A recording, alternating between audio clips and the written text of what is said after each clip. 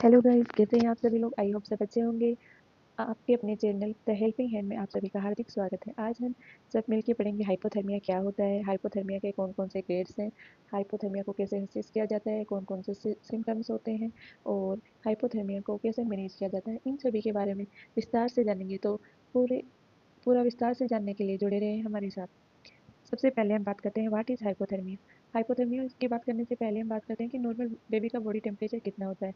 तो normal axially temperature 36.5 degree Celsius से 37.5 degree Celsius होता है। मतलब एक्जिला से यदि हम टेम्परेचर लेते हैं बेबी का, तो नॉर्मल बेबी की बात करें तो 36.5 से 37.5 डिग्री सेल्सियस होता है। अब हम यहाँ नॉर्मल टेम्परेचर की बात इसलिए कर रहे हैं क्योंकि यदि हमें नॉर्मल का पता होगा तो हम अब नॉर्मल अच्छे से डिटेक्ट कर पाएंगे। अब अपने टॉपिक पे आते हैं, what is hypothermia. If in hypothermia the temperature is below 36.5 degree Celsius. Hypothermia में बेबी का बॉडी टेम्परेचर 36 डिग्री सेल्सियस से कम होता है। अब हम नेक्स्ट बात करते हैं ग्रेडिंग ऑफ हाइपोथर्मिया। हाइपोथर्मिया हमने जान लिया कि बॉडी का टेम्परेचर 36.5 से कम है, लेकिन कितना कम है उसके आधार पर ग्रेडिंग दी गई है। मेनली 3 प्रकार से हाइपोथर्मिया को डिवाइड किया गया है: माइल्ड हाइपोथर्मिया, मॉडरेट हाइपोथर्मिया और सीवियर हाइपोथर्मिया। तो सबसे पहले बात करते हैं माइल्ड हाइपोथर्मिया।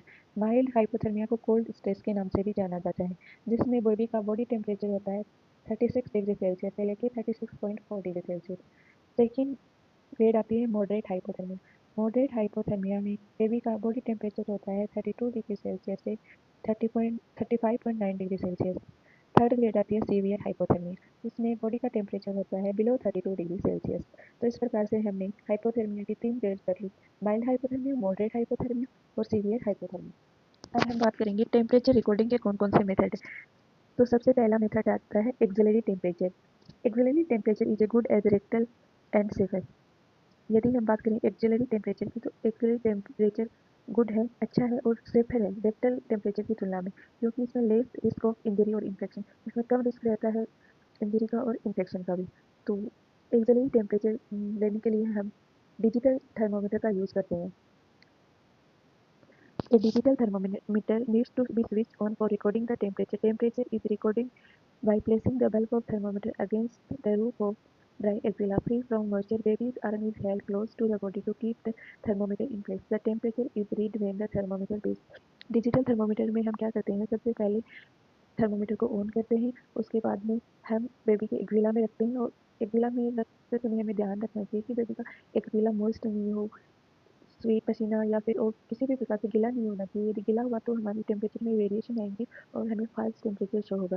उसके बाद में हम थर्मोमीटर को बेबी के एक्जिला में रख के उसके हैंड को, आर्म को बॉडी से टच कर देंगे ताकि एक्यूरेट रीडिंग आए। उसके बाद में उसे थर्मोमीटर को बीप होने तक वेट करेंगे। जैसे ही थर्मोमीटर बीप होता है, उसके बाद में हम जो भी टेम्परेचर शो हो रहा है उसको रिकॉर्ड कर लेंगे।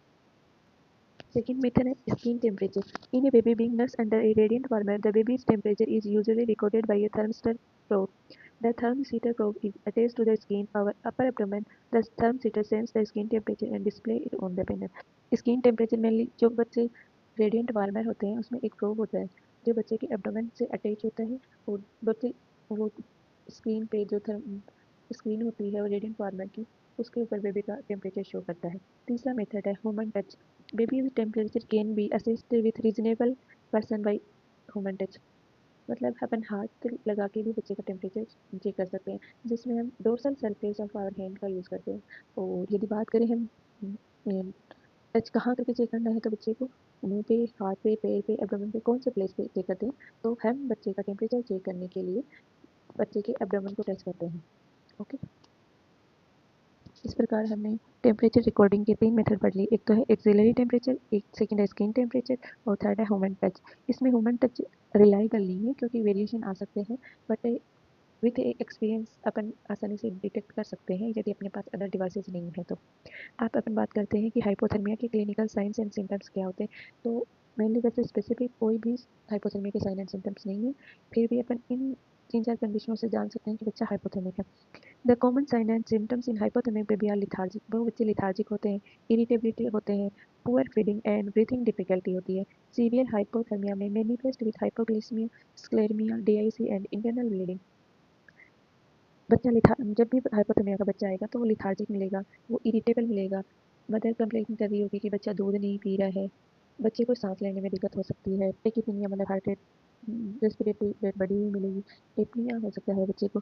और यदि सीवियर हाइपोथर्मिया की कंडीशन हुई तो बच्चा हाइपोग्लाइसीमिया में भी जा सकता है, स्क्लेरोमा हो सकता है बच्चे को, डीआईसी एंड इंटरनल ब्लीडिंग भी हो सकती है बच्चे को। अब अपन बात करते हैं prevention and management of hypothermia. Hypothermia को प्रिवेंट कैसे करेंगे और मैनेजमेंट कैसे करेंगे। कॉमन सिचुएशन वेयर हाइपोथर्मिया के नजर मोस्ट कॉमनली हाइपोथर्मिया कहाँ कहाँ हो सकता है, तो हम बात करें एट बर्थ। बर्थ पे डिलीवरी रूम का टेम्परेचर 26 से 28 डिग्री सेल्सियस होना चाहिए, जो कि मतलब एक स्टैंडर्ड टेम्परेचर है। तो यदि डिलीवरी रूम का टेम्परेचर इस 26 डिग्री सेल्सियस से कम है या कोल्ड इन्वायरमेंट है तो यहाँ बच्चे का टेम्परेचर लॉस हो सकता है। During changing of Nepean clothes change करते वक्त, नेपकिन चेंज करते वक्त बच्चे का टेम्परेचर लॉस हो सकता है। माल फंक्शनिंग हीट सोर्स और removing the baby from heat source, यदि अपना जो इंस्ट्रूमेंट है रेडिएंट वार्मर वो माल फंक्शन है, अच्छे से काम नहीं कर रहा है, या अपन बच्चे को उस हीट सोर्स से हटा ले सकते हैं।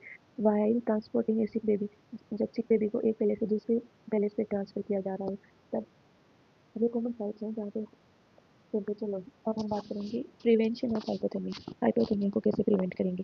First step to prevent heat loss in the delivery room. पहली बात हम डिलीवरी रूम में हाइपोथर्मिया को कैसे प्रिवेंट करेंगे। तो वार्म रूम, डिलीवरी रूम का टेम्परेचर 26 से 28 डिग्री सेल्सियस होना चाहिए। Second, skin to skin contact, मतलब कंगाल मदर के अप्लाई करवाएंगे। Immediately dry newborn with dry sky and warm towel, जैसे ही बच्चा डिलीवर हो गया उसके बाद में उसको हम इमीडिएट मतलब जल्दी से पहुँचेंगे, और जो भी हम लिनन यूज कर रहे हैं पहुँचने के लिए वो ड्राई होना चाहिए, स्ट्राई होना चाहिए और वार्म होना चाहिए। Use another warm towel to बरेट the baby in two layers. इसके बाद में पहुंचने के बाद में वही कपड़ा यूज नहीं लेंगे, बल्कि हम दूसरा वार्म कपड़ा यूज करेंगे बच्चे को लपेटने के लिए। और ध्यान रखिए कि कम से कम 2 लेयर तो होनी ही चाहिए। Ensure head is well cover, बच्चे का सर अच्छे तरीके से ढका हुआ होना चाहिए। Keep the baby with the mother's temperature will keep the baby warm, बच्चे को हमें माँ को दे देना चाहिए। माँ का टेम्परेचर बच्चे को वार्म रखने में हेल्पफुल करेगा। अब अपन बात करते हैं management of mild hypothermia. Mild hypothermia का मैनेजमेंट कैसे करवाएंगे। माइल्ड हाइपोथर्मिया हमने पढ़ा था, यदि बेबी का टेम्परेचर 35.5 डिग्री सेल्सियस से 36.4 डिग्री सेल्सियस है, तो सबसे पहले प्रोवाइड सुपरवाइज केएमसी। अपन अपने सुपरविजन में बच्चे को केएमसी प्रोवाइड करवाएंगे। Skin to skin contact is the best method to rewarm a baby with mild hypothermia. Skin से स्किन कॉन्टेक्ट बेस्ट मेथड है जो बच्चा माइल्ड हाइपोथर्मिया का है उसको रिवार्म करने की। If KMC is not practical, warm the room using radiant heater और अदर अप्रोप्रिएट हीटिंग लेवल। यदि पीएमसी प्रोवाइड करना पॉसिबल नहीं है तो हम रेडिएंट वार्मर पे भी बच्चे को ले सकते हैं, या उस रूम को उस इन्वायरमेंट को वार्मर की डिवाइस से गर्म कर सकते हैं।